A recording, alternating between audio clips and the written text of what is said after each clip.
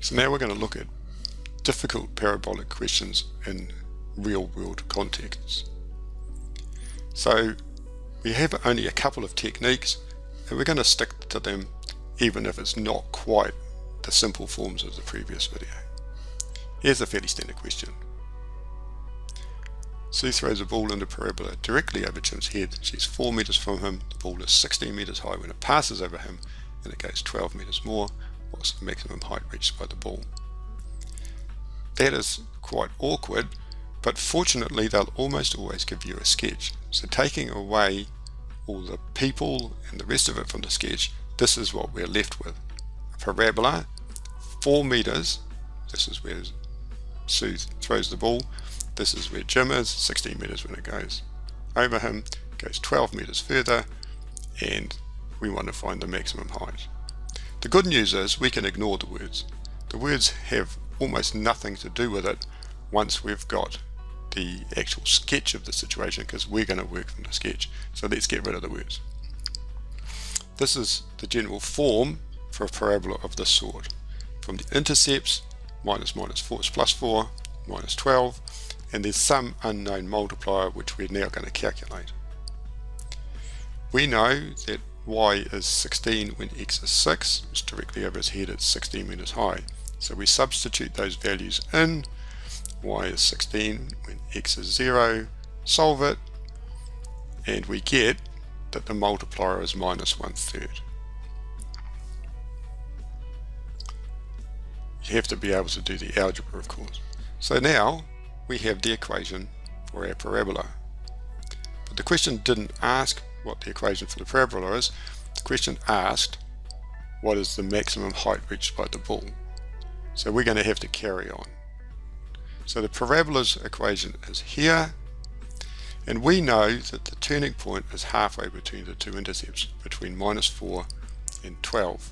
So that's when x equals 4 is the maximum height reached by the ball. We stick x equals 4 into our formula, whip it through the calculator, and we get that it is 64 over 3 meters high, and in the context you'd probably get used to it as a decimal. So it's going to be at its maximum point 21.33 meters high. So that's what we do if it's a complicated one but we're given a sketch. If it is a word question but we aren't given a sketch, then what we lack is a frame of reference, that is where our x and y values start. So what we do in order to make the question as simple as possible is we choose where the x and y values start rather than just sticking them randomly, and almost always it pays to make it on the far left hand point. The first intercept should be 0, 0.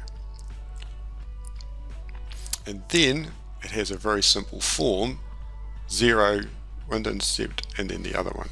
So let's see how one of those looks in practice.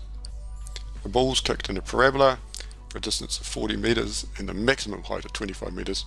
How far is it over 9 meters high during the flight? So we have a parabola, but we don't have a 0, 0 point. So we're going to pick it to be at the far left point. So this here is, we're going to call that 0 meters. The ball travels 40 meters for a height of 25 meters. And we stick our 0, 0 in, and now we have coordinates. So at this point we write the general form. The reason we're making it 0, 0 is because that makes this very simple, and in this case it goes 40 meters, so it is, the height is some multiplier we don't know, intercept 0, intercept minus 40, and we know that the highest point, the turning point, will be halfway between the 0 and the 40 by symmetry. So we're going to stick that in.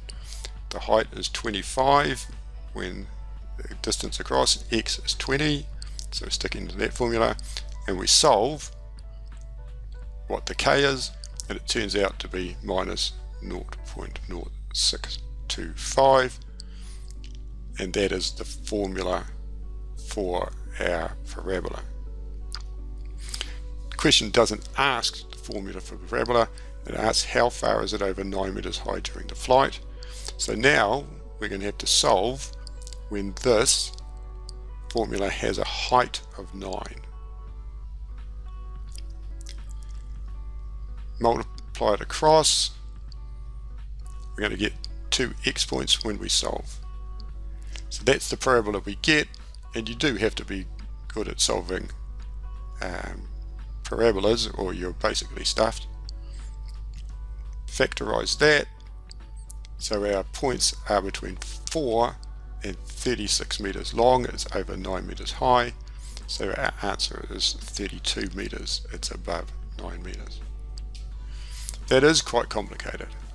You do have to be able to write the general form, having just first decided that your leftmost point is 0, 0. You do have to be able to solve for your multiplier, and then you have to be able to solve a quadratic.